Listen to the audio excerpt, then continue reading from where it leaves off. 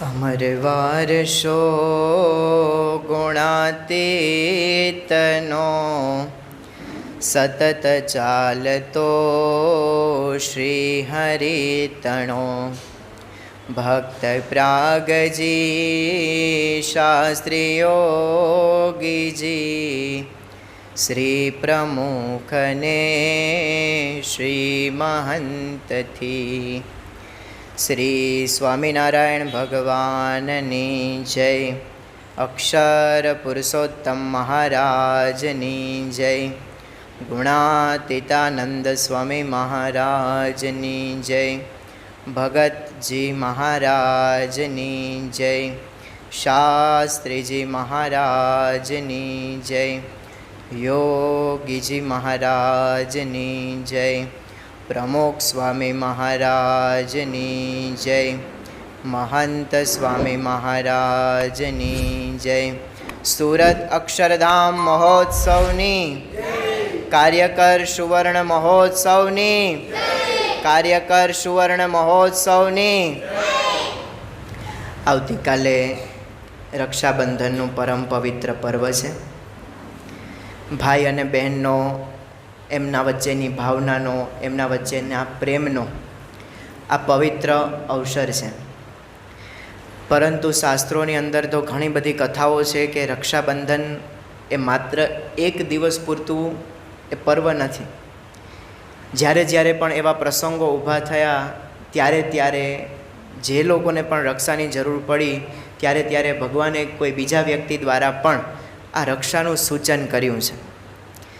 રક્ષાબંધન પર્વના પાછળના મર્મની અંદર એક કથા એવી પણ પ્રચલિત છે કે વૃત્રાસુર નામનો એક રાક્ષસ હતો અને રાક્ષસે દેવરાજ ઇન્દ્ર અને દેવો સામે યુદ્ધ માંડ્યું.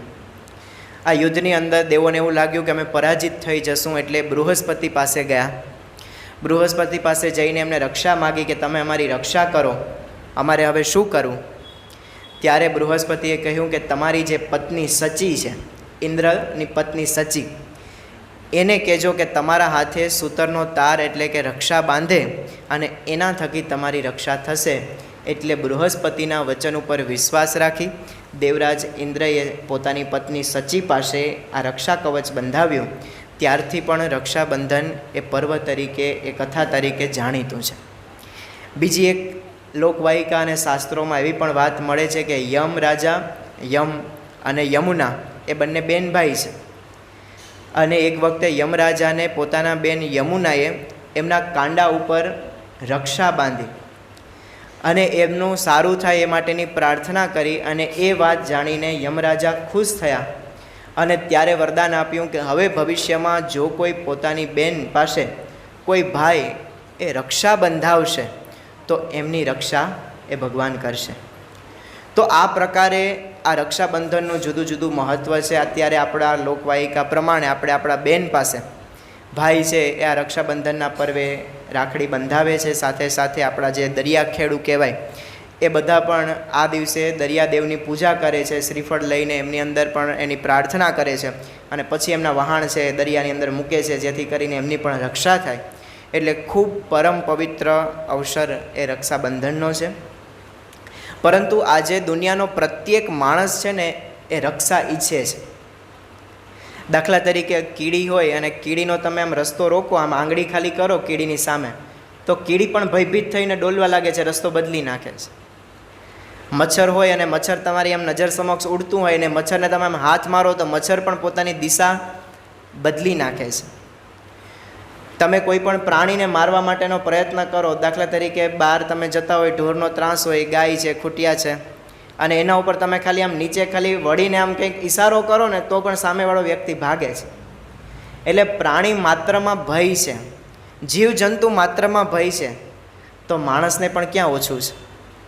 દુનિયાનો પ્રત્યેક માણસ અત્યારે ડરે જ છે. રાવણને પણ ડર હતો, મહાશક્તિશાળી, મહાસમર્થ હિરણ્યકશ્યપુને પણ ડર હતો, મૃત્યુનો ભય. આપણે સૌ જાણીએ કે પ્રાણીઓને, જીવને, નાના નાના જીવજંતુઓનો ડર હોય, પણ આ દુનિયાની અંદર એવા મહાન વ્યક્તિઓ થઈ ગયા, એને પણ કેટલીક વસ્તુઓનો ડર લાગતો હતો. મહાન વૈજ્ઞાનિક ન્યૂટન હતા, એમને પાણીનો ડર લાગતો હતો. મહાન સંગીતકાર મોઝાર્ટ થઈ ગયા. આ મોઝાર્ટને રણસિંગા અને હોર્ન જ્યારે વાગે એનો ડર લાગતો હતો. તત્વચિંતક શોપનહોવર થઈ ગયા, એમને અસ્ત્રાની બીક લાગતી હતી. ભલભલાને ધ્રુજાવનાર એવા ગ્રીક સમ્રાટ જુલિયસ સિઝલરને જ્યારે મેઘ ગર્જના થાય એનો ડર લાગતો હતો. વિશ્વને એટલે યુરોપને જીતવા માટે નીકળેલા એવા નેપોલિયન બોનાપાર્ટ એ બિલાડીથી ડરતા હતા. તો વિચાર કરીએ કે સામાન્યમાં સામાન્ય વ્યક્તિથી માંડીને મહાન વ્યક્તિ સુધી સૌ કોઈને કોઈ વસ્તુનો ડર છે. એટલા માટે જ દરેક વ્યક્તિ પોતાના જીવનની અંદર રક્ષા ઈચ્છે છે. પ્રાચીન બધા જૈન શાસ્ત્રો છે, જૈન શાસ્ત્રોની અંદર 7 પ્રકારના ડરની વાત કરવામાં આવી છે, જેમની અંદર દુનિયા માત્રના તમામ ડરનો લગભગ સમાવેશ થઈ જાય છે. એની અંદર પહેલું છે, આપણે બધાને પણ આ પ્રકારના જ ડર આપણા જીવનમાં રહ્યા કરે છે. એમાં પહેલો ડર છે કે આ ભવમાં મને બધી સાનુકૂળતા સગવડતા મળશે, મારી ઈચ્છા પ્રમાણે મારું મકાન થશે, મારી ઈચ્છા પ્રમાણે મારી નોકરી ધંધો સેટ થશે. આનો પણ આપણે ડર છે. બીજો ડર એ વાતનો છે કે મને શરીરમાં કોઈ રોગ તો નહીં થાય. અત્યારે અહીંયા જેટલા બધા બેઠા છે એ બધાને લગભગ કમર દુખે છે. એટલે બધાના મગજમાં પ્રશ્ન એવો જ છે કે ભાઈ મને ભવિષ્યમાં આવો કોઈ રોગ નહીં પડે ને. આ બીજો ડર છે. ત્રીજો ડર આપણે એવો છે કે જેના સંબંધમાં હું છું, જે મારા સંબંધમાં છે, હું જેના આશરે રહીને કામ કરું છું, મારા બોસ સરકારી નોકરી કરતા હોય તો સરકાર, આ જેના આશરે હું બેઠો છું એ મને છોડી નહીં મૂકે ને, મારો ધંધો ભાંગી નહીં પડે ને. આ આપણા મગજનો ત્રીજો ડર છે. ચોથું આપણા મગજની અંદર એવો ડર છે કે મારી ખાનગી બાબત, મારો અંગત સ્વભાવ, હું કેવો છું એ કોઈ બારોબાર ખબર નહીં પડી જાય. અને આ તો દુનિયાના બધા માણસને ડર છે. અહીંયા બેઠા એને સામે સાંભળે એને. અંદરના એક્સરે છે ને, બહારના અંદરના એક્સરે, હાડકાના એક્સરે લેવાય છે, પણ મનના એક્સરે હજી ક્યાંય આવ્યા નથી. મન મેલા તનુજડા બગલા ધોરા કપટી, એના જેવું જ છે અત્યારે. તો આપણે વિચાર કરીએ કે મનની અંદર જે કંઈ પણ મેલ કચરો, મારા મનની અંદર જે ભાવના છે, મારા પેટની અંદર જે ભાવના છે, એની ક્યારેક બીજાને તો જાણ નહીં થઈ જાય ને. પાંચમો ડર છે કે મારા જીવનમાં ક્યારેય કોઈ આકસ્મિક ઘટનાઓ નહીં ઘટે ને. મારું અચાનક એક્સિડન્ટ થઈ જશે તો, હું જે ઘરની અંદર રહું છું ત્યાં ભૂકંપ આવશે ને ભૂકંપમાં ઘર પડી ભાંગશે તો, અથવા તો હું જે મારા પરિવારના સભ્યો સાથે રહું છું એ પરિવારના સભ્યોમાં કોઈને લાંબી કે મોટી બીમારી આવશે તો, અથવા તો હું કોઈ જગ્યાએ ચાલતો જતો હશે ને ત્યાંથી મને કોઈ પાછળથી વાહનની ઠોટ લાગશે, કોઈ ઢોર મને મારી દેશે. આવો ડર આપણા મનની અંદર ક્યાંક ને ક્યાંક છે. છઠ્ઠો ડર છે કે વૃદ્ધાવસ્થાની અંદર મારું શું થશે. કોઈ વૃદ્ધ વ્યક્તિને આપણે જોઈએ ત્યારે આપણે સીધો એવો જ અસર થાય છે કે હે ભગવાન, આની આવી હાલત છે તો મારી હાલત કેવી થશે. આ વ્યક્તિ અત્યારે પથારીમાં તડપે છે તો હું પણ આવું તડપીશ. અને છેલ્લો ડર છે અને એ છે મૃત્યુનો ભય. આ મૃત્યુનો ભય આપણે બધાને છે, અહીંયા બેઠેલા તમામને. એક વખતે આપણે પેલું જૂનું ઉદાહરણ આપણે સાંભળીએ છીએ, ઘણી વખતે સંતો પણ આપણે વાત કરે છે કે એક ડોશીમાં હતા, એનો છોકરો બહુ બીમાર પડ્યો. અને બીમાર એટલો બધો પડ્યો કે રોજ એની ચાકરી કરવી પડે. માજી પણ ઉંમરલાયક હતા અને થોડા દિવસો થયા તો માજી બારોબાર ખાટલો નાખીને સૂતા હતા અને છોકરો બીમાર હતો, એને અંદર સુવડાવ્યો હતો. તો માજી રોજ પ્રાર્થના કરે કે હે મારા વાલા, હવે મારી દોરી છોડી લે તો સારું, હે મારા વાલા, મારી દોરી છોડી લે તો સારું. યમરાજા એક દિવસે એનું વાહન પાડો લઈને આવ્યા. પાડો લઈને કીધું કે હાલો માજી. તો કે સીધ જાઉં. તો કે રોજ ભગવાનને પ્રાર્થના કરો છો કે હે ભગવાન, મારી દોરી છોડી લે તો સારું, આજે ભગવાને મોકલ્યો છે મને તમને લેવા માટે. તો કે જા, ભૂલ ખોટું સરનામું અપાઈ ગયું છે, બીમાર છે ને મારો છોકરો છે એ અંદર ભૂતો છે, એને લઈ જા, મારે તો જીવવું છે. એટલે આપણે બધા બોલીએ છીએ કે ભગવાન ગમે ત્યારે છોડી જાય તો આપણે કંઈ ચિંતા છે જ નહીં. મૃત્યુનો ભય છે ને ભલભલાને ધ્રુજાવી દે છે. આપણે અહીંયા બધાને અહીંયા બેઠેલાને કોઈને કેટલા બધા લોકો મૃત્યુ પામે છે અત્યારે. કુતિયાણા જેવું નાનું શહેર છે તો પણ એમ થાય કે રોજના 1-2 વ્યક્તિ તો મરતા હશે. દરેક વ્યક્તિ સ્મશાને જાય છે ત્યારે બધાને સ્મશાનીઓ વૈરાગ લાગે છે કે એક સમય આપણે પણ વહી જવાનું છે. પણ જેવા ઘેરે આવીને વાઘ બકરી ચાની ચુસ્કી લગાડે ને એટલે પછી પાછા હતા ને એવા કે આપણે તો અમરપટ્ટો લઈને જ આવ્યા છે. એટલે જવાનું છે ને એ આપણે મનાતું જ નથી. પણ મૃત્યુનો ડર એ માણસ માત્રના જીવનની અંદર છે. આ ડરથી રક્ષણ કોણ કરે? દાખલા તરીકે આપણે બધાને સુરક્ષાનો પ્રશ્ન હોય, અત્યારે બાંગ્લાદેશની અંદર જે કંઈ પણ ઘટનાઓ ચાલી રહી છે, તો આપણે એવું થાય કે આપણી બાજુમાં તો પોલીસ છે, પોલીસ આપણી રક્ષા કરે. આપણી આજુબાજુની અંદર કોઈ એવી પ્રશ્ન થાય તો પોલીસ આપણી પાસે આવીને રક્ષા કરે, એ આપણી સુરક્ષામાં જ. સૈનિકો સરહદ ઉપર રક્ષણ કરે છે, એટલા માટે જ આપણે આરામથી સૂઈ શકીએ છીએ ઘરમાં ગોદડું ઓઢીને, એસી ચાલુ કરીને. હવે એને ઉપરાંત ચાલો એ તો કદાચ પરોક્ષ રીતે આપણે જોતા નથી, દેખાતા નથી, પણ ખબર તો છે કે ભાઈ આવી રીતના રક્ષા તો કરે છે. પણ ડૉક્ટરો આપણી રક્ષામાં છે. ડૉક્ટરો કઈ રીતે આપણી રક્ષામાં? સામાન્ય રીતે તાવ આવ્યો હોય, માથું દુખતું હોય, પેટમાં કંઈ તકલીફ હોય, ડૉક્ટર પાસે દોડીને ગયા, દવા લીધી, સાજા થઈ ગયા. પણ હવે માનો કે એક કલ્પના કરો કે પોલીસ ન હોય તો કેટલા ગુના વધી જાય. સરહદો ઉપર સૈનિકો ન હોય તો કેટલી ઘૂસણખોરી વધી જાય છે. તો એટલી ઘૂસણખોરી વધે છે. છેક ચાઇના બોર્ડર સુધી કેટલાય લોકો આવી ગયા. પણ સૈનિકો ન હોય તો કેટલું બધું આતંક વધે. ડૉક્ટરો ન હોય તો છે, પણ માનો કે ડૉક્ટરો ન હોય તો વાતની વાતમાં મરે માણસ. જો કે આમ તો માણસ છે ને દિવસમાં કેટલી વખત મરે છે. વધારે વરસાદ પડે ને તો કે એ મર્યા, વધારે ગરમી પડે ને તો કે એ મર્યા, ઠંડી વધારે પડે તો કે એ ભગવાન મરી જાય એવી ઠંડી પડી તો જીવશો ક્યારે? આ 3 ઋતુ જ છે ને, 3 ઋતુમાં જ આપણે આનંદ લેવાનો છે. પણ આપણે વાતની વાતે મરીએ છીએ. લાઇટ ગઈ તોય પણ આપણા મોઢામાંથી શબ્દ જાય મર્યા. લાઇટ જાય એમાં શું મરવાનું, 5 મિનિટમાં આવી જાય. પણ આપણે માણસ માત્રને આ બધી વસ્તુમાંથી રક્ષા જોઈએ છે. પણ પોલીસની પણ અમુક જગ્યાએ મર્યાદા છે, સૈનિકોની પણ અમુક જગ્યાએ મર્યાદા છે. ઘરમાં ઝઘડા થશે તો ત્યાં સૈનિકોની બંદૂક કામ નહીં આવે. ઘરના ઝઘડાઓ થશે ત્યાં ડૉક્ટરોનું ઇન્જેક્શન કામ નહીં આવે, ત્યાં મનનું ઇન્જેક્શન જોશે ને આ સભામાંથી પ્રાપ્ત થશે. તો એ બધાની એક મર્યાદા છે. આ બધાથી આપણે રક્ષા તો જોઈએ છે, પણ આપણા સૌના જીવનની અંદર આ બધા વ્યક્તિઓ ઉપર આપણે વિશ્વાસ છે. સામાન્ય રીતે તમે બસમાં મુસાફરી કરતા હોઈએ તો બસવાળા ડ્રાઈવર ઉપર પણ વિશ્વાસ છે. શું વિશ્વાસ છે? કે ભટકાડશે નહીં. તો શું દુનિયામાં કોઈ બસનું એક્સિડન્ટ જ નથી થતું? કેટલી બધી બસોનું એક્સિડન્ટ થાય છે રોજ, છતાં પણ વિશ્વાસ છે કે નહીં? ટ્રેનની અંદર આપણે બધા બેસીએ છીએ અને ટ્રેનની અંદર કેટલી બધી ટ્રેનના ઊંધા ડબ્બા પડી ગયા અને કેટલી બધી ટ્રેનના બ્લાસ્ટ થયા હશે, છતાં પણ આપણે ટ્રેન ઉપરથી વિશ્વાસ ઓછો થતો નથી. ને આપણે એવું જ થાય કે હું મુસાફરી કરું ને ત્યારે તો કંઈ થવાનું જ નથી. પ્લેનની અંદર આપણે બધા મુસાફરી કરીએ, કેટલા પ્લેન ક્રેશ થયા છે, કેટલા પ્લેનની અંદર ખામીઓ સર્જાણી છે, કેટલા પ્લેન દરિયાની અંદર સમાઈ ગયા છે, એમ છતાં પણ આપણે પ્લેનની મુસાફરી સેફ લાગે છે. કેટલીક જગ્યાએ કોઈ વ્યક્તિ કોઈ વાળંદ પાસે દાઢી કરાવવા માટે ગયો હોય અને એ પોતે દાઢી કરતો હોય, એના ઉપર પણ આપણે કેટલો વિશ્વાસ છે કે દાઢીમાં જ સજીઓ ફેરવશે, આમ અસ્ત્રો અહીંયા ગળામાં નહીં ફેરવી દે. વાળ કપાવવા માટે ભાઈઓ જાય કે બહેનો જાય, બધાને જે સલૂનવાળા કામ કરતા હોય એની કાતર ઉપર કેટલો વિશ્વાસ છે કે મારા વાળ જ કાપશે, નાકની ડોંડી નહીં કાપી નાખે. હવે સામાન્ય રીતે આ લોકના માણસો ઉપર આપણે એટલો બધો વિશ્વાસ હોય તો આપણી રક્ષામાં સાક્ષાત પુરુષોત્તમ નારાયણ બેસે તો એની રક્ષામાં આપણે કેટલો વિશ્વાસ હોય.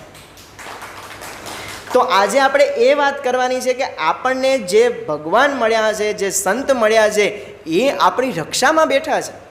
એવી પ્રતીતિ, એવો વિશ્વાસ, એવી શ્રદ્ધા એ આપણા મનની અંદર જ્યારે જાગૃત થશે ને ત્યારે મૃત્યુ માત્રનો ભય ટળી જશે.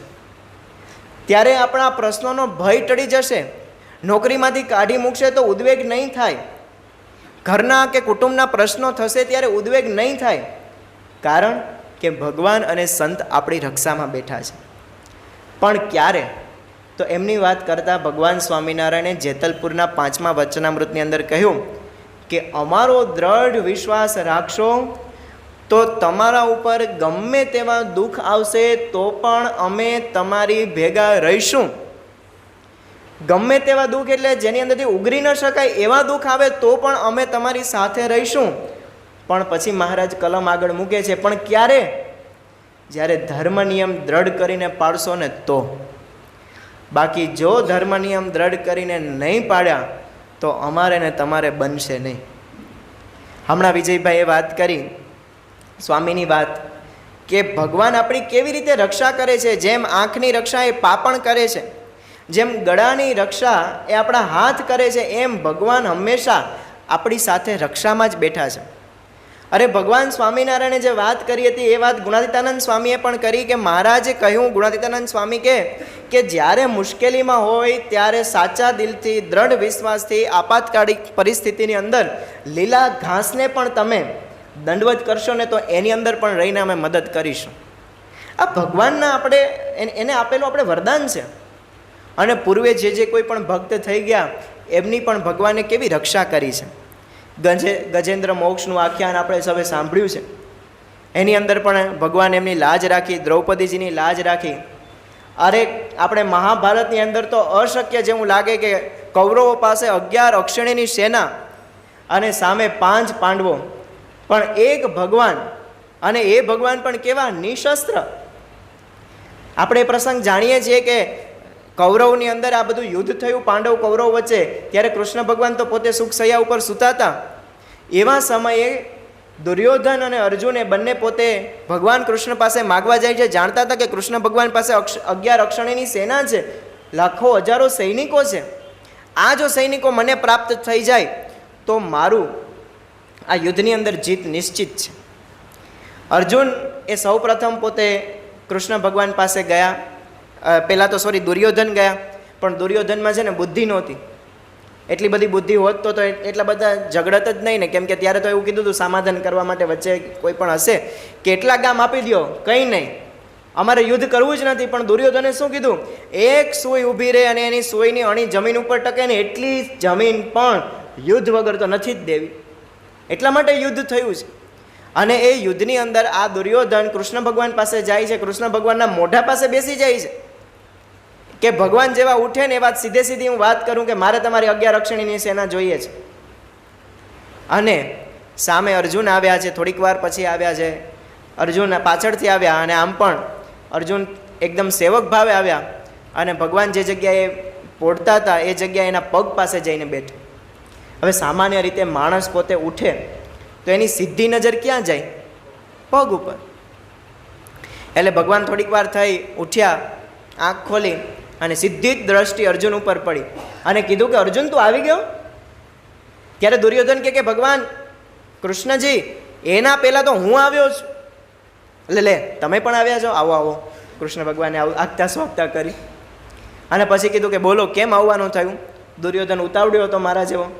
એ કે મારે યુદ્ધની અંદર તમારી મદદ જોઈએ છે. ભગવાન કે 2 મદદ કરવા માટે હું તૈયાર છું. તો કે કઈ મદદ? તો કે એક બાજુ 11 અક્ષણીની સેના એ મારી 11 અક્ષણીની સેના હું તમને આપીશ. બીજી મદદ એ કે અથવા હું તમારી સાથે રહીશ, પણ હું યુદ્ધની અંદર શસ્ત્ર ઉપાડીશ નહીં, નિશસ્ત્ર રહીશ. દુર્યોધન મનમાં વિચારે કે તમે શસ્ત્ર ઉપાડવાના નથી તો ત્યાં જઈને હું કંઈ ખીચડી બનાવવાની છે? તમે નિશસ્ત્ર હોય તો તમે યુદ્ધમાં લડવાનું શું છે? આમ તમને કંઈ શોભાન ગાંઠિયા તરીકે થોડા લઈ જવાના છે. દુર્યોધને આમ મનમાં પ્રશ્ન કર્યો અને તરત જ ભગવાન બોલ્યા પણ આ માગવાનો હક પેલો અર્જુનને છે. તો કે જો કાળિયા ઠાકોરે ભેદભાવ શરૂ કર્યો અર્જુન ઉપર. વિશેષ એ જ છે, ભગવાને કારણ આપ્યું કે મારી પહેલી દ્રષ્ટિ અર્જુન ઉપર પડી છે, પછી તારા ઉપર દ્રષ્ટિ પડી. ભલે તું પહેલાં આવ્યો પણ દ્રષ્ટિ મારી અર્જુન ઉપર પડી. એટલા માટે હું અર્જુનને પહેલું વરદાન માગવા માટે કહું છું, પહેલી વસ્તુ માગવા માટે કહું છું. અર્જુન કહે કે ભગવાન મારે તો તમે મારી સાથે હોય ને બસ એટલું જોઈએ છે, કંઈ સેનાની જરૂર નથી. દુર્યોધન કહે કે મૂરખ, મનમાં અર્જુનને આ શું કરવાના? પણ આખું મહાભારત જોઈએ, કૃષ્ણ ભગવાને સારથી તરીકે અર્જુનની જે કંઈ પણ વાત કરી, અર્જુન તો આખી સામે બધી સેના જોઈને કે બધા મારા સગાવાલા સીધા શસ્ત્રો મૂકી દીધા અને એકદમ નાસીપાસ થઈ ગયા. આને બધાને મારવાના? આમાં બધા મારા સગા જ છે, મારા બધા ભાઈઓ, આને મારવાના? કૃષ્ણ ભગવાન કે અત્યારે હું તને કહું ને એ ધર્મ છે. અને જો અર્જુને ત્યારે શસ્ત્રો હેઠા ન મૂક્યા હોત ને, સારું કર્યું મૂક્યા, તો આપણે શ્રીમદ ભગવદ્ ગીતાજીની ભેટ મળી. અને કૃષ્ણ ભગવાન કહે છે કે તારા મનના માનેલા તમામ ધર્મ તું મૂકી દે, હું કહું એમ કર. મામેકમ શરણમ ભજ, બીજા બધા જ તારા મનના વિચારોને મૂકીને મામેકમ શરણમ ભજ, તું મને એકને ભજ. ઘણી બધી દલીલો કરી પણ છેલ્લે અર્જુન માની ગયા અને છેલ્લે કહે છે કરીશીએ વચનમ તવ, તમે જેમ કહો ને એમ હું કરવા માટે તૈયાર છું. અર્જુનને કૃષ્ણ ભગવાને કેટલા બધા પ્રસંગોની અંદર આપણે જોઈએ છીએ કે રક્ષા કરી. તો આ એક બળ, એતદ આલમ બલમ શ્રેષ્ઠમ, ભગવાનનું એક બળ, ભગવાનનો એક આશરો છે ને, એ બધી જ વસ્તુમાંથી આપણને ઉગારી દે છે. નરસિંહ મહેતાનો આપણે પ્રસંગ જાણીએ છીએ. નરસિંહ મહેતા અહીંયા આપણા જૂનાગઢની અંદર જ પણ હાથમાં મારે દોલતમાં ઝાંઝ પખવાજ સાંભળા ગિરધારી, આ વસ્તુ સાથે એમને ભજન અને ભક્તિ કરી છે ભગવાનની.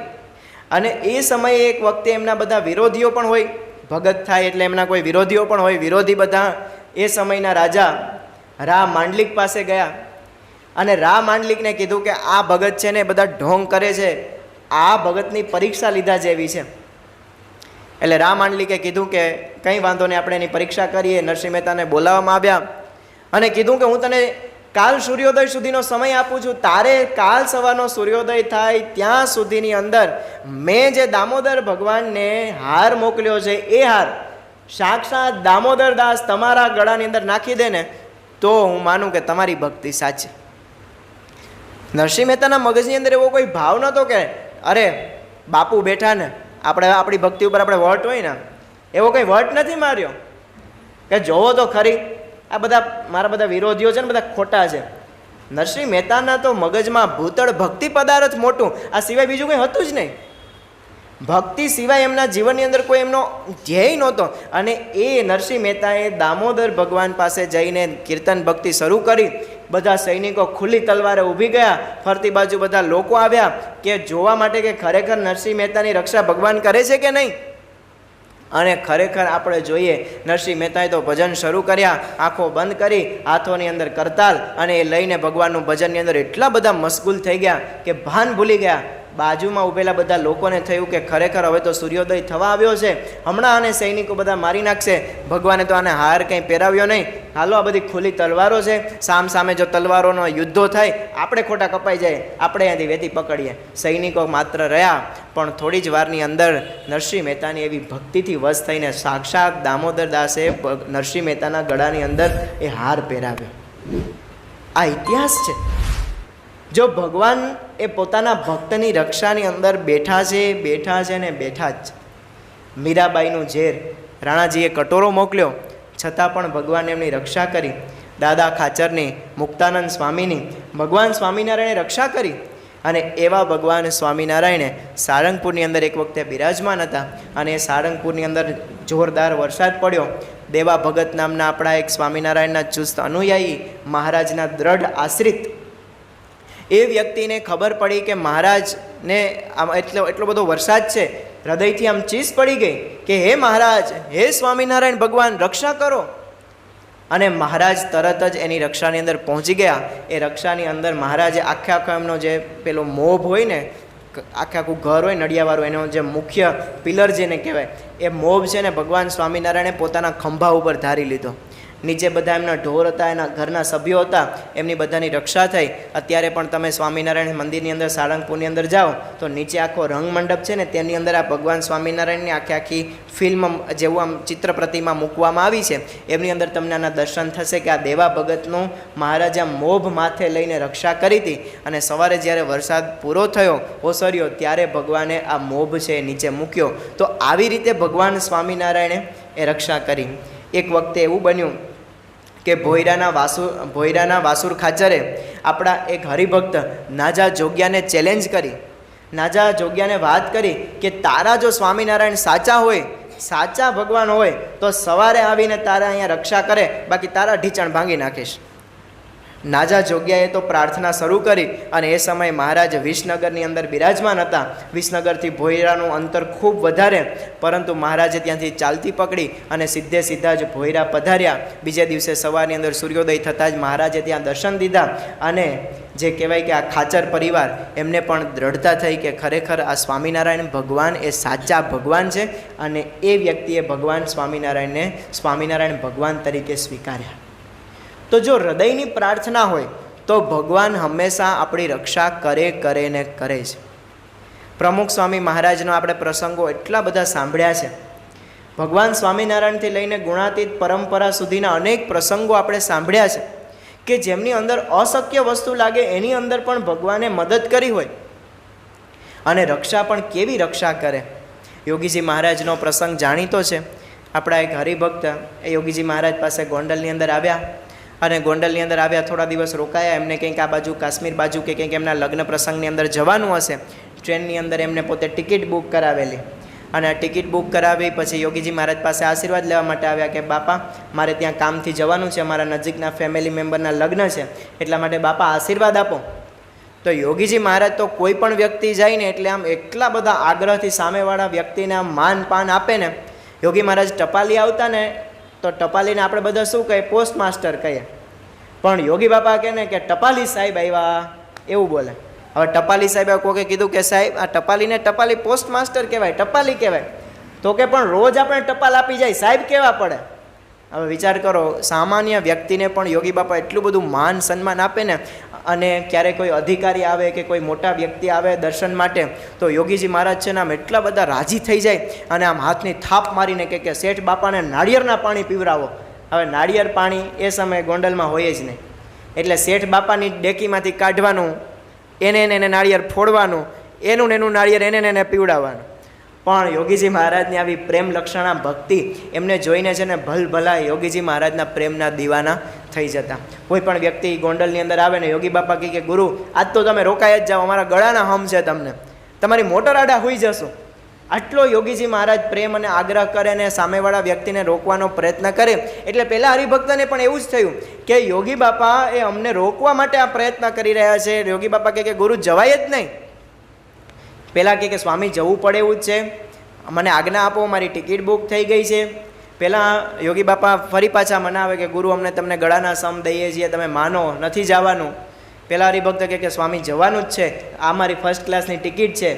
તો યોગી બાપા કહે કે ગુરુ એક કામ કરો, તમે માનતા તો નથી પણ એટલું કરો કે તમે છે ને છેલ્લા ડબ્બામાં બેસજો. યોગી બાપાને પહેલાં હરિભક્ત કહે કે સ્વામી કેમ? મારી પાસે ફર્સ્ટ ક્લાસની ટિકિટ છે અને ટ્રેન તો જાય તો આખી ટ્રેન જાય, એમાં છેલ્લો ડબ્બો ન જાય ને એવું તો કંઈ હોય નહીં. પણ યોગી બાપા કહે કે બસ ગુરુ હવે તમે દલીલ કરોમાં, તમે અમને વચન આપો કે અમે છેલ્લા ડબ્બામાં બેસીશું. પહેલાં હરિભક્ત યોગીજી મહારાજના વચને છેલ્લા ડબ્બામાં બેસીને ગયા. હાવડા બ્રિજ ઉપર પહોંચ્યા, આતંકવાદીઓએ ત્યાં બોમ્બ મૂકેલા અને બોમ્બ ફાટ્યા. આખી ટ્રેન સીધી પાણીમાં ગરકાવ થઈ ગઈ. જતા છેલ્લો ડબ્બો રોકાઈ ગયો અને આ હરિભક્તની રક્ષા થઈ. પેલા હરિભક્ત આવ્યા ત્યાંથી દોડતા ગોંડલ કે બાપા રક્ષા કરી. મહારાજ કે પહેલાં જ કહેતો હતો કે જાવમાં તો દોડીને ના આવવું પડે. પછી પેલા હરિભક્ત કે બાપા તમે જેમ મારી રક્ષા કરી એમ તમારે વહેલું કહેવાય ને તો આખી ટ્રેન બચી જાય. અહીંયા બેઠેલા બધાને આવો વિચાર આવ્યો હશે કે વહેલું કહેવાય ને, ખબર તો હતી જ. તો યોગી બાપા કે ગુરુ એવું ના કહેવાય. તો કે કેમ ના કહેવાય? તો કે પછી જ્યાં બોમ્બ ફૂટે ને આપણે બોલાવે કે તમારો આમાં હાથ હશે. એટલે યોગી બાપા કે અમે તો અમારા ભક્તની રક્ષા એ કરીએ. તો જો આ યોગીજી મહારાજ આવી રીતે અનેક પ્રસંગો, અસંખ્ય પ્રસંગો છે કે મહારાજે, યોગીજી મહારાજે કે ગુણાતીત ગુરુ પરંપરાએ ભગવાન સ્વામિનારાયણે પોતાના ભક્તની રક્ષા કરી હોય. પ્રમુખ સ્વામી મહારાજ એક વખતે આફ્રિકાની અંદર કંઈક વિચરણ કરતા હશે ને એ સમયે ત્યાંના એક પ્રખ્યાત વ્યક્તિ અને ડચ વ્યક્તિ હનકોપ, એમને પ્રમુખ સ્વામી મહારાજનું નામ સાંભળ્યું. અને આ તો હોલેન્ડના ડચ યુરોપિયન વ્યક્તિ પ્રમુખ સ્વામી મહારાજનું માત્ર નામ સાંભળ્યું. પછી એમને એમ થયું કે મારે આ પ્રમુખ સ્વામી મહારાજના દર્શન કરવા છે. અને પોતે દર્શન કરવા માટે અહીંયા ગોંડલ આવેલા. અને ગોંડલની અંદર પ્રમુખ સ્વામી મહારાજના દર્શન કરતાની સાથે જ એમને છે ને પ્રમુખ સ્વામી મહારાજની આંખોની અંદર એટલી બધી આમ પ્રતીતિ થઈ, એટલો બધો પ્રેમ યોગીજી મહારાજની આંખોની અંદર એમને દેખાણો. અને પછી જ્યારે પણ સ્મૃતિ કરે ત્યારે એમને પ્રમુખ સ્વામી મહારાજની આંખો, એમનો ચહેરો દેખાતો. એટલા નિર્માની સંત એમને જોઈને એટલા બધા આમ પ્રભાવિત થઈ ગયેલા કે વર્તમાન ધરાવીને સત્સંગી પણ બન્યા. પણ જ્યારે અહીંયાથી ગોંડલથી વિદાયમાન થયા પછી પોતે આફ્રિકા જતા હતા, પણ એને થયું કે હું વાયા કરાંચી જાઉં પાકિસ્તાનની અંદર. અને પોતે ત્યાં પણ ફરવા માટે ગયા. અને કરાચીની અંદર એક બહુ મોટા રિસોર્ટની અંદર, એટલે દરિયા કિનારો હતો સામે, અને દરિયા કિનારાની સામે બાજુ આમ બેઠા હતા. અને થોડા છોકરાઓ હતા એ બધા ત્યાં નાહતા હતા. એટલે છોકરાઓ, નાના છોકરા નાહતા હતા એટલે ટ્યુબ લઈને નાહતા હતા, કેમ કે દરિયાની અંદર તો કંઈ બહુ જાણકાર વ્યક્તિ હોય એમને એમ પડે. બાકી નાના છોકરા તો બીચ ઉપર નાહતા હોય, એ બધું ટ્યુબ લઈને નાહતા હોય. એટલે આવી ટ્યુબ છે એ એક છોકરાની ટ્યુબ છે ને પાણીની અંદર આમ તણાતી વહી ગઈ. એટલે છોકરાએ જીદ કરી કે મને આ ટ્યુબ લઈ દો. એટલે આ જે હનકોપ હતા ને એ એકદમ પાણીના જાણકાર વ્યક્તિ હતા, એટલે તરવાની અંદર તરવૈયા હતા. તો હવે કંઈ દરિયાના મોજા તો કંઈ પેલા સામાન્ય તો હોય ને, એટલે ટ્યુબ જતી અંદર વહી ગઈ હશે કંઈક. અને પછી આ વ્યક્તિને થયું કે ભાઈ હું આની ટ્યુબ છે બાળકને લઈ આપું અને રાજી કરું, એટલે પોતે ગયા. પણ જેવી ટ્યુબ લેવા માટે ગયા એટલે શાર્ક, બહુ મોટી શાર્ક માછલી એમને સામે દેખાણી. હવે શાર્ક એટલે તો મોટી મોટી માછલીઓને કોળીઓ કરી જાય, માણસ તો એની સામે માખી જેવો લાગે, એટલી આ વિશાળકાય માછલી હોય. આપણે બધાને એવું થાય કે માછલી એટલે નાની નાની, હો, શાર્ક માછલી એટલે બહુ મોટી માછલી કહેવાય. અને એ શાર્ક માછલી સામે દેખાણી. અને એના કાકા પાસેથી સાંભળ્યું હતું કે જ્યારે દરિયાની અંદર તમે આવી રીતના સ્વિમિંગ કરવા માટે જાઓ અને એવા સમયે જો શાર્ક માછલી તમને સામી મળે ને તો તમારે આમ પાણીથી હાથ થપથપાવવાના. એટલે એના ડરથી છે શાર્ક માછલી જાય, એને એ યુક્તિ પણ વાપરી, પણ ત્યાંથી શાર્ક માછલી છે એ પોતે ગઈ નહીં. અને એમને થયું કે હવે મારું મૃત્યુ છે નિશ્ચિત છે. અને તરત જ એમને યાદ આવ્યા પ્રમુખ સ્વામી. બાપાની એ દિવ્ય આંખો એ વ્યક્તિને દેખાવા લાગી. અને પ્રમુખ સ્વામી મહારાજનું નામ સાંભળતાની સાથે જ એના મોઢાની અંદરથી શબ્દો નીકળ્યો, સ્વામિનારાયણ સ્વામિનારાયણ સ્વામિનારાયણ સ્વામિનારાયણ. અને જે શક્તિ આવી કે શાર્ક માછલીને પણ આ માત આપી અને આ વ્યક્તિ જીવતે જીવતા કાંઠા ઉપર પહોંચ્યા અને આ વ્યક્તિની રક્ષા થઈ. આ યુરોપિયન ડચ વ્યક્તિ કાયમી માટે આપણા સત્સંગની અંદર પ્રમુખ સ્વામી મહારાજના આ પ્રભાવથી જોઈન્ટ થઈ. તો જો રક્ષા આપણે ગળાની અંદર કંઠી પહેરી છે, એ ખાલી કંઠી કોઈ બેવડી રાખી અને તુલસીની માળા કંઈ આપણા ગળાની અંદર એમને નથી પહેરાવી દેવામાં આવી, એ આપણી રક્ષામાં છે. ભગવાનનો આશરો આપણે કર્યો છે એ વાતની એ પ્રતીતિ છે. આવો જ એક પ્રસંગ વર્ષ 1997ની સાલના બનેલો. અને એ સમયે યુએઈના વતની અશોકભાઈ કોટેચા, એ પોતે એકદમ નાસ્તિક માણસ, ભગવાનની અંદર કોઈ પણ પ્રકારની શ્રદ્ધા નહીં, પણ એટલું જાણતા હતા કે ભારતીય જે હિન્દુ શાસ્ત્રો છે એમની અંદર પણ ખાસ કરીને જ્યોતિષશાસ્ત્ર, એ જ્યોતિષશાસ્ત્ર બહુ ઊંડાણપૂર્વકનું શાસ્ત્ર છે, ખોટું શાસ્ત્ર નથી.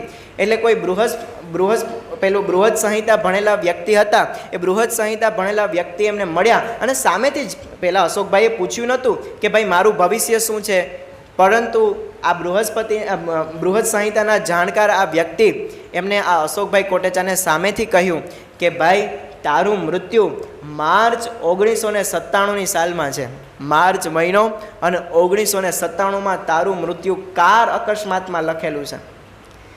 અશોકભાઈને વિશ્વાસ ના આવ્યો એટલે બીજા કોઈ વ્યક્તિએ એના જાણકાર પાસે પૂછ્યું કે ભાઈ ખરેખર આવું કંઈ છે? તો પેલા વ્યક્તિએ પણ કીધું કે હા, તમારું મૃત્યુ નિશ્ચિત છે અને માર્ચ 1997માં તમારું મૃત્યુ નિશ્ચિત છે. જો આપણે બધા માનીએ કે ન માનીએ, પરંતુ જ્યોતિષશાસ્ત્ર પ્રમાણે, અને એ પણ જ્યોતિષશાસ્ત્રના જાણકાર હોય, એ મેળાની અંદર 20 રૂપિયામાં પોપટ પાસે કાર્ડ ઉપડાવીને જોવરાવે એવા જ્યોતિષ પાસે નહીં, જે મોટા ભણેલા હોય અને આવું બધું સંહિતાને બધું ભણેલા હોય એ વ્યક્તિઓ પાસે આવી શક્તિ હોય છે. અને એનાથી જાણીને તમારા લલાટ, તમારા કપાળ, તમારી હસ્તરેખાઓ, તમારા જન્મ સમય, આ બધા ઉપરથી એ વ્યક્તિ તમારું ભવિષ્ય ભાંખી શકે. એટલે આ વ્યક્તિને કહેવામાં આવ્યું કે તમારું મૃત્યુ નિશ્ચિત છે. હવે વ્યક્તિ ડઘાઈ ગયો, કેમ કે આપણે જેમ આગળ વાત કરીને કે કોઈ પણ વ્યક્તિને મૃત્યુનો ડર તો સતાવે જ છે. શરીર એકદમ પાતળું થવા માંડ્યું, ઘરના બધા સભ્યો સાથે થોડી ઘણી વાત કરવાની ઓછી કરના કે સતત ટેન્શનમાં કે હવે મારું તો મૃત્યુ નજીક આવે છે. અને એવા સમયે એમના મામાના દીકરા અને આપણા સત્સંગી નીતિનભાઈ, એમની સાથે એમની મુલાકાત થઈ. એ ત્યાં યુએઈ ગયા હશે, દુબઈ ગયા હશે, અને ત્યારે એમની સાથે વાત થઈ કે ભાઈ શું થયું છે, પ્રશ્ન શું છે, કેમ તારું શરીર એટલું બધું ઓસરી ગયું છે? પહેલાં કે ભાઈ પ્રસંગ આવો બન્યો છે, આ એક વ્યક્તિએ મને આવું કહ્યું, પછી મેં બીજા વ્યક્તિ પાસે પણ આની તપાસ કરાવી, બધા જ વ્યક્તિ આવું જ કહે છે કે માર્ચ 1997માં તમારું મૃત્યુ કાર અકસ્માતમાં નિશ્ચિત છે. હવે કોઈ વ્યક્તિને આવી જ્યારે વાત કરવામાં આવે ત્યારે સ્વાભાવિક રીતે એના મનની અંદર ડર હોય. નીતિનભાઈએ કીધું, અરે તું એમાં ડરે છે શાનો? ચાલ પ્રમુખ સ્વામી પાસે. પેલા વ્યક્તિને તો કંઈ પ્રમુખ સ્વામી મહારાજમાં શ્રદ્ધા જ નહીં, પણ કહેવાય કે ડૂબતો માણસ એ તરણું ચાલે, કે ભાઈ કંઈ નહીં તો ચાલો હવે નીતિનના વિશ્વાસે તો વિશ્વાસે આપણે જઈએ. ભારત આવ્યા. પ્રમુખ સ્વામી મહારાજ એ વખતે સુરતની અંદર બિરાજમાન હતા. પ્રમુખ સ્વામી મહારાજની સમક્ષ આ સમગ્ર વાત કરવામાં આવી કે બાપા, આ વ્યક્તિ એને આવો એક પ્રશ્ન થયો છે, બૃહદ સંહિતા ભણેલા એક વ્યક્તિ એમને આવું કહ્યું છે કે માર્ચ 1997માં તમારું મૃત્યુ એ નિશ્ચિત છે. ત્યારે પ્રમુખ સ્વામી મહારાજે કહ્યું કે લો, તમે હાથમાં જળ લ્યો, આ વર્તમાન ધરાવી અને પછી પ્રમુખ સ્વામી મહારાજે ગળામાં કંઠી નાખી અને પછી કીધું કે હવે ભગવાન તમારી રક્ષા એ કરશે. પેલા વ્યક્તિને વિશ્વાસ ન બેઠો કે આ તો બધા આશ્વાસનના શબ્દો છે. આપણે કોઈ વ્યક્તિને મૃત્યુ આમ ટૂંકમાં એકદમ ખાટલાની અંદર હોય અને આપણે ત્યાં એના સમાચાર કાઢવા માટે જઈએ, બીમાર પડ્યા હોય તો આમ કોઈ વ્યક્તિ ત્યાં જઈ તો આપણે શું કહેશું કે હા હમણાં હાજા થઈ જશો. પગ ભાંગ્યો હોય કે કોઈ વ્યક્તિ સાવ એકદમ બીમાર હોય તો આપણે શું કહીએ, હમણાં હાજા થઈ જશો. એવું જઈને કે હમણાં ઉકલી જશો, અને એવું કહેવાય તો તમને ત્યાં ઊભા રહેવા દે? સમાચાર કોઈ વ્યક્તિના કાઢવા જાઓ અને એવું કહે કે હમણાં ઉકલી જશો, એમ સારા જ શબ્દો કહેવાના હોય ને. તો આ વ્યક્તિને પણ એવું જ થયું કે ભાઈ પ્રમુખ સ્વામી મહારાજે અમને સારા શબ્દોમાં કીધું કે ભગવાન તમારી રક્ષા કરશે. પણ જુઓ આ શબ્દોની અંદર તાકાત, આ બોલનાર પુરુષ કોણ છે? અને પ્રમુખ સ્વામી મહારાજે આ વાત કરી પછી તો સુરતથી વિદાય થયા, ફરી પાછા દુબઈ ગયા.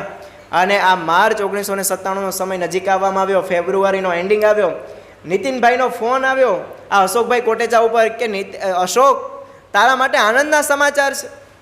પેલો વ્યક્તિ તો ફોનની અંદર વિચારવા લાગ્યો કે ખરેખર આ નીતિન છે ને આ માર્ચ 1997 ભૂલી ગયો લાગે છે, એટલા માટે વાત કરે છે કે આનંદના સમાચાર છે. આનંદ શું, હવે તો મારો મૃત્યુનો સમય નજીક આવ્યો. અરે તું ડરે છે શા માટે? તારા માટે કે આનંદના સમાચાર? તો કે શું આનંદના સમાચાર? અરે પ્રમુખ સ્વામી દુબઈ આવે છે અને એ પ્રમુખ સ્વામી મારે દુબઈ આવે તો તને હું રિક્વેસ્ટ કરું છું કે તું એને તેડવા માટે એરપોર્ટ જજે. તો પેલો તો સામે એકદમ મરદાઈ ગલની જેમ કે હા, મનમાં કે જીવતો હશે તો જઈશ. પ્રમુખ સ્વામી મહારાજનું આગમન થયું. પહેલા વ્યક્તિ નીતિનભાઈના કહેવા પ્રમાણે એરપોર્ટ ઉપર ગયા, પ્રમુખ સ્વામી મહારાજને મળ્યા, પ્રણામ કર્યા, જય સ્વામિનારાયણ કર્યા, કીધું કે બાપા કંઈ મારા લાયક સેવા હોય તો કયો.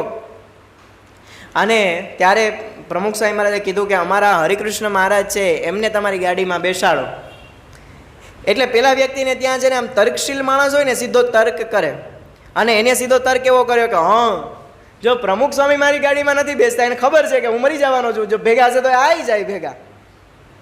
એટલે મને છે ને આ ભેગું બીજું કોઈ ઓલું કરે છે, મારું મૃત્યુ નિશ્ચિત છે. અને પછી પોતે હરિકૃષ્ણ મહારાજને બેસાડીને ઉતારે લઈ આવ્યા. ઉતારે જઈને કીધું કે સ્વામી કંઈ સેવા હોય તો કયો. પ્રમુખ સ્વામી મહારાજ કે રોજ અમારે જે જગ્યાએ પૂજા, અમારું બધું સભાનું સ્થળ છે થોડું દૂર છે, અહીંયા ઉતારો પણ જુદી જગ્યાએ છે, એટલે રોજ તમારે અમારા ઠાકોરજી અને ઠાકોરજીને જે સંભાળતા હોય એ સંતને લઈને તમારે ત્યાં સભાની અંદર આવી જવાનું, રોજ તમે આવી સેવા કરજો. પહેલાં કહે કે હા સ્વામી કંઈ વાંધો નહીં, આવી સેવા કરીશ. અને પ્રમુખ સ્વામી મહારાજનું માર્ચ મહિનાની અંદર ત્યાં રોકાણ થયું. અને આ માર્ચ મહિનો પૂરો થયો અને પહેલા વ્યક્તિ જ્યારે પ્રમુખ સ્વામી મહારાજને વિદાય આપવા માટે એરપોર્ટ ઉપર આવ્યા, બાપાના પગ પકડીને ધ્રુસકે રડી ગયા કે બાપા માર્ચ મહિનો વયો ગયો. વિચાર કર. અને પછી એ વ્યક્તિ પ્રમુખ સ્વામી મહારાજના પાસપોર્ટ હાથમાં લઈ અને પહેલી બધી લીગલ પ્રોસેસ બધી કરવાની હોય એ પ્રોસેસ કરવા માટે ગયા. અને આશ્ચર્ય તો ત્યારે થયું કારણ કે આ બૃહદ સંહિતા ભણેલા જે વ્યક્તિ એમને કહ્યું હતું કે તમારું મૃત્યુ માર્ચ 1997ની સાલમાં નિશ્ચિત છે, પણ તમને કોઈ એન નામથી શરૂ થતું એટલે કે ન નામથી શરૂ થતી કોઈ વ્યક્તિ હોય એ વ્યક્તિ તમને મૃત્યુમાંથી ઉગારી શકે. આ વ્યક્તિને પ્રમુખ સ્વામી મહારાજનું દીક્ષિત નામ નારાયણ સ્વરૂપદાસ છે, ખબર નહોતી. પાસપોર્ટમાં જોયું નારાયણ સ્વરૂપદાસ. હા, એન નામના વ્યક્તિ એટલે આ જ વ્યક્તિ જે વ્યક્તિનો મેં આશરો કર્યો, સ્વામિનારાયણની કંઠી ગળામાં નાખી. તો વિશ્વાસ રાખજો કે ભગવાન આપણી રક્ષામાં બેઠા છે અને બેઠા છે. આપણે બધાને એવું થાય કે આવો પ્રસંગ મારી સાથે મળે તો મને એવું થાય કે રક્ષા કરી, પણ ઘણી વખતે ભગવાન આપણા ધાર્યા પ્રમાણે ન પણ કરે, કારણ કે એનું વિઝન, એમની દ્રષ્ટિ, એમની માપપટ્ટી એ આપણી માપપટ્ટી કરતાં ઘણી બધી મોટી છે. આપણે ભગવાનને પ્રાર્થના કરીએ કે હે ભગવાન મને મહિનાનો 50,000 રૂપિયા પગાર કરી દો, 50,000 રૂપિયા હું ધંધાની અંદર ફાયદો થાય એવો ધંધો કરું, સ્વામિનારાયણ ધૂન કરીએ. ભગવાન કહે કે હે બેટા મારે તો તને 3 લાખ મહિનાના દેવા, પણ તે જ તારી પેલી શું કહેવાય રૂમાલો પાતળો પાથર્યો છે, ઓછો પાથર્યો છે, ટૂંકો પાથર્યો છે, મારે તને 3 લાખ દેવા પણ તું 50,000 જ માગે છે. એમ આપણી બધાની માંગણી કેવી છે, નાની છે. તો એવું નહીં કે ઓહો કરોડ રૂપિયા માગી લો ને ભગવાન કાલ સવારે આપી દે. પણ કહેવાનો અર્થ એવો કે આ લોકનું તો ભગવાન અને સંત પ્રાર્થના કરવાથી આપે, પણ મહારાજે અહીંયા વાત કરી જેતલપુરના 5માં કે ગમે તેવું દુઃખ આવતું હોય પણ દુઃખ ક્યારે ટળે? જ્યારે ધર્મ નિયમ પાડીએ ત્યારે. એ ભગવાને જે આપણને નિયમો આપ્યા છે એ નિયમો પાડીએ તો દુઃખ ટળે. હવે નિયમોની અંદર પહેલો નિયમ સત્સંગી તરીકેનો કયો? પૂજા કરવી. ઘણી વખતે આપણે બધા પૂજા કરીએ તો પૂજાની અંદર પણ આપણે કેવું કે મન લાગતું નથી, મન ચક્રાવે ચડે છે, ઘરની અંદર કામકાજ છે એની અંદર આપણું મન જાય છે, છોકરાને કંઈક રસ્તે આપણે શું કહેવાય નિશાળે મોકલવાના છે તો તૈયાર થયો હશે કે નહીં, ઉઠ્યો હશે કે નહીં ઉઠ્યો હોય, ઘરના કોઈ વડીલ હોય તો એના માટે કંઈક શાક રોટલા બનાવવાના હોય, એની અંદર આપણો મગજ ઘૂમતો હોય, એમાં માળાની અંદર તો ક્યાંય મગજ હાલે નહીં તો આપણે એવું થાય કે હવે પૂજા નથી કરવી. પણ પૂજા કરવી એ આજ્ઞા છે. આજે નહીં તો કાલે મન તો લાગશે જ. રવિસભાની અંદર ભરવી, રવિસભા ભરવી એ આજ્ઞા છે. યોગી મહારાજ કહેતા કે 25,000નો નફો કરીને રવિસભા ભરવા માટે જવું, તો 25,000નો નફો જતો કરીને તો યોગી મહારાજ એના વખતમાં બોલ્યા, એ સમયના અત્યારની ગોલ્ડન કરન્સી પ્રમાણે ભાવ જુઓ તો આપણે એપ્રોક્સિમેટલી ભાવ ગણીએ કે 3,60,000 રૂપિયા થાય 1.5 કલાકના. કોણ આપે? 1.5 કલાકના 3,60,000 રૂપિયા કુતિયાણામાં કોણ આપે ને અહીંયા બેઠા એમાંથી કોણ એટલા કમાય છે? વકરો નહીં હો, નફો 3,60,000 રૂપિયાનો. તો આપણે બધા સભા ભરવાની આપણે આજ્ઞા છે, પણ આપણી સભા ક્યારે અટકી જાય? માંદા પડ્યા, માથું દુખ્યું, તાવ આવ્યો, પ્રશ્ન થયો, સભા કેન્સલ. જમવાનું કેન્સલ કરવાનો વિચાર આવે? પાણી પીવાનો કેન્સલ કરવાનો વિચાર આવે? સમજાણું છે કે એ જીવન છે. તો આ સત્સંગ પણ રક્ષણ કરવા માટે આપણું જીવન છે. ઘરના ઝઘડાઓને સમાવવા માટે, ઘરની અંદર પ્રશ્નો ન થાય એના માટે, રક્ષા કરવા માટે ઘર સભા નિયમ છે. હવે નિયમ ન પાડો તો દુઃખી. સત્સંગ સભાની અંદર આવો તો આપણે બધાને એવું થાય કે ભાઈ સારું કોકનું પ્રવચન હોય, કોક આવા વક્તા હોય તો અમને મજા આવે. અહીંયા જે કોઈ પણ બેસે છે ને સમજી રાખજો કે એ કોઈ વ્યક્તિ, તમે મને કોઈ સાંભળવા આવ્યા જ નથી, તમે મહંત સ્વામી મહારાજને રાજી કરવા અહીંયા રવિસભામાં આવ્યા છો. આજે હું છું, કાલે કોઈક બીજા વ્યક્તિ હોય, જે કોઈ પણ અહીંયા બેસીને કથા કરે છે, તમારે સમજવાનું કે સાક્ષાત મહંત સ્વામી મહારાજની આજ્ઞાથી કથા કરે છે. અને અહીંયા જેવું કંઈ પણ બોલે, વાંચી વાંચીને બોલે, યાદ ન રહી એવી ભાષામાં બોલે, કાલી ઘેલી ભાષામાં બોલે, એમાંથી એક વાક્ય તો તમને લાગુ પડે કે ના પડે? આખી સભાની અંદરથી આપણે કંઈ લાગુ ન પડે, એક પ્રસંગ તો લાગુ પડે ને. આપણે ઘરે જઈને સભાની અંદર શું કરીએ? સભાની અંદર જે ભૂલ થઈ ને એનું વાગોડી આવે. જેમ પેલું ઘરની અંદર ઢોર હોય, એ ઢોર છે ને કંઈક ખાય, પછી પેલું બધું ખાઈ લે ભેગું થઈ, અને પછી નિરાતે બેસીને વાગોડે. આપણે ઘરે જઈને શું કરીએ? આજ તો પહેલાં આવ્યા હતા, ખુરશી પાથરતો તો હું, એ તો અદબ પલોઠી વાળીને બેસી ગયા, ખુરશી ન પાથરવા લાગી. પહેલા વ્યક્તિ તો હું ગયો, હું એકલો પાથરણા પાથરતો હતો, પણ પહેલા વ્યક્તિ ટેકો જ ના દીધો. હું એકલો રસોડામાં સેવા કરતો હતો, બધા કથા સાંભળવા માટે બેસી ગયા, મને કોઈ રસોડામાં સાથ સહકાર જ ના આપ્યો. એટલે ભગવાન ઉપરથી બેઠા બેઠા શું વિચારે કે મારા વાલા, આ પાથરણા પાથરવાની સેવા મેં તારા માટે રિઝર્વ રાખી હતી, આ ખુરશી પાથરવાની સેવા તારા માટે રિઝર્વ રાખી હતી, ઠાકોરજીની સેવા અને હરિભક્તોને બધાને પ્રસાદ જમણવાની સેવા મેં તારા માટે રિઝર્વ રાખી હતી, અને એ સેવાની અંદર તું અભાવ ગુણ લઈને બેઠો, સેવાય કરી, અભાવે લીધો, સેવા શૂન્ય કરીને સભામાંથી ગયા. પેલા વ્યક્તિ કહ્યો હતો કે સભાની અંદર આવ્યા અને કેટલા બધા મોડા આવ્યા, 6:40 થઈ ગઈ છે ત્યારે આવ્યા. તો હું આપણે ટાઈમ ગણીએ છીએ કોણ ક્યારે આવે છે?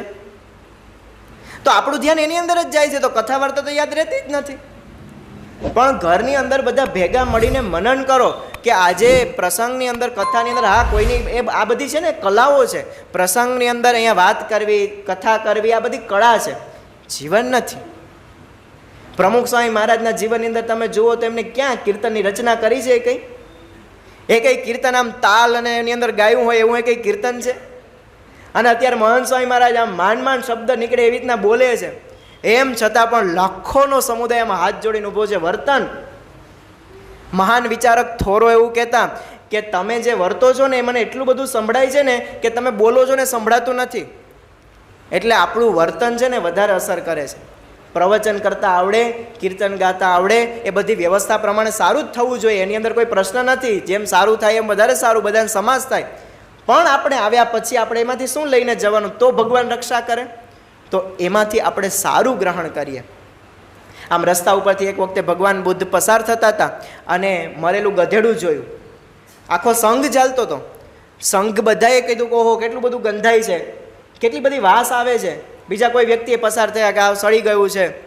ગૌતમ બુદ્ધ પસાર થયા. ગૌતમ બુદ્ધ કે ગધેડાના દાંત કેટલા સરસ છે. બધાને મરેલું ગધેડું જ દેખાતું હતું. ગૌતમ બુદ્ધને કંઈ દાંત જ દેખાણા એવું નહીં, એને પણ મરેલું ગધેડું જ દેખાતું હતું. પણ એને શું જોયું? દાંત જોયા કે આ સારું છે, તો એમ સભાની અંદર, મંદિરની અંદર જે સારું છે એ બધું મારું છે, એવો કેમ વિચાર નથી આવતો? ગાંધીજીને એક વ્યક્તિએ પત્ર લખ્યો, પત્ર ખૂબ મોટો હતો, પત્રની અંદર નકરી ગાળો લખવામાં આવી હતી, ગાંધીજીને અપશબ્દો કહેવામાં આવ્યા. ગાંધીજી આખે આખો પત્ર વાંચ્યો અને આ આખે આખો પત્ર વાંચ્યા પછી ગાંધીજી એની અંદરથી ટાંકણીથી બધા પેજ જોડેલા હતા, ટાંકણી કાઢી લીધી. મહાવીરભાઈ એમની ડાયરી લખતા હતા અને કીધું કે આ લ્યો, આ કચરા પેટીમાં નાખી દો. એટલે કે શું છે આ પત્રની અંદર? તો કે એ કંઈ વાંચવા જેવો નથી. મહાદેવભાઈ વાંચ્યો કે આની અંદર નકડી ગારો લખી છે. ત્યારે ગાંધી બાપુ કે આની અંદર ટાંકણી છે ને એ આપણે કામ આવશે, પત્ર નાખી દે. તો એમ સભાની અંદર આવીએ, એક વસ્તુ તો સારી ગ્રહણ કરીને જઈએ. તો આવી રીતે જો આપણે સારી વસ્તુ ગ્રહણ કરશું ને તો ભગવાન આપણી રક્ષામાં બેઠા છે, બેઠા છે ને બેઠા છે. આ દેહની તો એના માટે રક્ષા કરવી ને આમ ચપટીનો ખેલ છે. અહીંયા હરિકૃષ્ણભાઈ બેઠા છે, આપણે મંડળ સંચાલક તરીકે એને વર્ષો સુધી સેવા કરી છે. એમનો 1997ની સાલની અંદર કંઈક કામ કરતા હતા ને એની અંદરથી આ આંગળી છે ને એ તૂટી ગઈ, પેલા મશીનની અંદર આવી ગઈ અને આખે આખી આંગળી છે ને એનું હાડકું તૂટી ગયું. ખાલી આમ પેલી કહેવાય ને કે જેને ચામડી ઉપર લટકતી હતી આખી આંગળી. એ ડૉક્ટર પાસે ગયા કે ભાઈ તમે પોરબંદર જાઓ, અહીંયા ના આની સારવાર થાય. એ સમયે પોપટ સાહેબ ડૉક્ટર હતા અને પોતે ત્યાં એમની પાસે ગયા. એમના ભાઈ હતા સાથે, નીતિનભાઈ, અને બંને ભાઈઓ ત્યાં ગયા. પેલા ડૉક્ટર કહે કે ભાઈ આની અંદર તો જો તમારો હાથ આગળ કાળો કાળો પડતો જાય ને તો તમારી ફરજિયાત આંગળી કાપવી પડશે, પણ અત્યારે ટેમ્પરરી કંઈ આપણે તાત્કાલિક ઓપરેશન ન થાય, પણ તમે અત્યારે હું આ આંગળી છે ને તમારી બાંધી આપું છું. પ્રમુખ સ્વામી મહારાજને વાતની જાણ કરવામાં આવી કે બાપા આવી રીતના આપણા હરિભક્ત છે, એમનો આખો પરિવાર બધો સત્સંગી સમર્પિત છે, યોગી બાપા વખતથી, તો બાપા એમને ઓળખે. એટલે પછી પ્રમુખ સ્વામી મહારાજે કહ્યું કે હવે એમને કહેજો કે આશીર્વાદ છે, ઓપરેશનની જરૂર નહીં પડે. અને પછી એ પોતે બીજા દિવસે ડૉક્ટર પાસે ગયા તો ડૉક્ટરે સામેથી કીધું કે હવે તમારી આંગળીની અંદર ઓપરેશનની જરૂર નહીં પડે. એમની આંગળી બધાને બતાવો, બધાને દર્શન થાય તમારી આ આંગળી, જો આંગળી થોડી તૂટેલી છે. વર્ષ 2003ની સાલની અંદર પણ એમની સાથે એવો જ પ્રસંગ બનેલો. અત્યારે જે જગ્યાએ આપણે આ બધા બેઠા છીએ, ફ્લોરિંગ અત્યારે આરસ પાણ જે પાથરેલો છે, પહેલાં લાદી હતી, જૂની લાદી, એટલે જૂની લાદી બધી કાઢી અને પછી આરસ પાણ પાથરવાનો હતો. એમને સારણગાંઠનો દુખાવો ઉપડ્યો, એટલે અહીંયા જ આજ જે આપણી મારી પાછળ બધું પીઠવાઈ દેખાય છે ને ત્યાં બિચારા લટકીને આમ એકદમ આમ હાથ અંદર નાખે. તો સંતોએ જોયું કે આ કેમ આવું કરે છે, એ સ્વામી પેટની અંદર દુખે છે, સારણગાંઠ છે. તો ત્યારે એ સમયે ઓરા સાહેબ કરીને અહીંયા હતા બગવદર બાજુ, એટલે એમની પાસે એમને જવાનું કીધું કે તમે ત્યાં જાઓ. અને ત્યાં હરિકૃષ્ણભાઈને લઈ જવામાં આવ્યા. પહેલાં કે આ ઓપરેશનથી કાઢવી પડે એવી જ છે, પાકી ગઈ છે ગાંઠ, એટલા માટે તમે હવે આવી રીતના વ્યવસ્થા બધી કરીને આવો. તો એને પૂછ્યું કેટલો ખર્ચો થાય, તો કે 8-9 હજારનો ખર્ચો થશે. અહીંયાથી સ્વામીએ કહીને મોકલ્યા હતા કે તમે કંઈ ખર્ચાની ચિંતા ના કરતા, એ બધું થઈ જશે વ્યવસ્થા. પણ ત્યાં ગયા અને પેલા વ્યક્તિને કીધું કે ભાઈ આની અંદર રેસ્ટ કેટલો કરવો પડે, આરામ કેટલો કરવો પડે, તો કે ભાઈ 10-15 દિવસનો તમારે બેડ રેસ્ટ કરવો પડે. તો એમના મમ્મી પપ્પા બીમાર હતા, એટલે કીધું કે તો મારા માતા પિતાની સેવા કોણ કરે? પછી આ પ્રશ્ન પ્રમુખ સ્વામી મહારાજ પાસે અહીંયા સંતોએ બધી ટપાલ લખી. બાપા એ સમય બોચાસણની અંદર બિરાજમાન હતા અને એ સમયે સંતો ત્યાં બોચાસણ ગયા અને બાપાને કીધું કે સ્વામી આવી રીતના તકલીફ છે. બાપાએ આશીર્વાદ આપ્યા કે એમને સારણગાંઠનું ઓપરેશન નહીં કરાવવું પડે, આ ઠાકોરજીનું પ્રસાદીનું જળ છે એમને આપજો. એ હરિકૃષ્ણભાઈ પાસે પહોંચાડવામાં આવ્યું. લાભ પાંચમ પછી એમનું ઓપરેશન કરવાનું હતું. એટલે પછી ડૉક્ટર પાસે ગયા તો ડૉક્ટરે આમ પેલું સોનોગ્રાફી કરીને બધું જોયું. તો કે મને અહીંયા તમે રમાડવા આવ્યા છો, બીજા પાસે ઓપરેશન કરાવીને રમાડવા આવ્યા છો, તમારા પેટમાં ગાંઠ જ નથી. તો જો આ રક્ષા, લોકની અંદર પગ દુખે અને પ્રાર્થના કરીએ અને એ કંઈ ખરેખર ભગવાન પાસે માગવાનું નથી. દેહના દુઃખ તો પ્રમુખ સ્વામી મહારાજને પણ આવ્યા છે, અત્યારે મહંત સ્વામી મહારાજને પણ દુઃખ છે, પણ ભગવાન આવી આપણી અઘરા ટાઈમે કસોટી કરે એવા સમય છે ને આપણે પડી જઈએ છીએ. દાદા ખાચર ભગવાન સ્વામિનારાયણને પોતાના દરબારની અંદર વર્ષો સુધી રાખ્યા. સૌથી વધારે ભગવાન સ્વામિનારાયણના દરબારની અંદર રહ્યા. ગરાસનો પ્રશ્ન હતો, ભાવનગરની અંદર એમનો કેસ ચાલે. દર વખતે મહારાજ પાસે આશીર્વાદ લઈને જાય કે મહારાજ આશીર્વાદ આપો. મહારાજ પણ આમ એકદમ બળથી આશીર્વાદ આપે કે જાઓ કામ થઈ જશે, પણ દર વખતે જઈને કામ ના થાય, દર વખતે જઈને કામ ના થાય. મહારાજ જ્યાં સુધી આ પૃથ્વી ઉપર બિરાજમાન રહ્યા ત્યાં સુધી કામ ન થાય. અરે નાજા જોગ્યાની હમણાં આપણે વાત કરી કે રક્ષા કરવા માટે જે વિસનગરથી ભોયરા પધાર્યા, પેલા હરિભક્ત આપણા દેવા ભગતનો મોહ પકડી રાખ્યો આખી રાત સુધી. અને આવી રીતે તો ઘણું બધું સામર્થ્ય ભગવાન સ્વામિનારાયણે બતાવ્યું, પણ દાદા ખાચરનો આ કેસ ભગવાન સ્વામિનારાયણ જ્યાં સુધી બિરાજમાન હતા ત્યાં સુધી કોઈ પણ પ્રકારનો એમનો ઉકેલ આવ્યો નહીં. અને એવા સમયે જ્યારે ભગવાન સ્વામિનારાયણ ધામમાં ગયા એને તરત જ પછી સંતના આશીર્વાદ લઈને ગયા અને દાદા ખાચરનો પ્રશ્ન સમાધાન થઈ ગયો. પણ આ પ્રસંગ ઉપરથી આપણે શીખવા એ મળે કે આવી સંજોગોમાં પણ, આવા પ્રશ્નોની અંદર પણ દાદા ખાચરનું મન એ ભગવાન સ્વામિનારાયણ એ ભગવાન નથી એની અંદરથી વિચલિત થયું નહીં. આપણે પણ આ સમજીએ કે જ્યારે ભગવાનને આપણે કંઈક માગીએ છીએ, ભગવાન ના આપે ત્યારે આપણે દુઃખી ન થવું, હતાશ ન થવું, કારણ કે એ આપણા માટે સારું નથી, એટલા માટે ભગવાન આપતા નથી.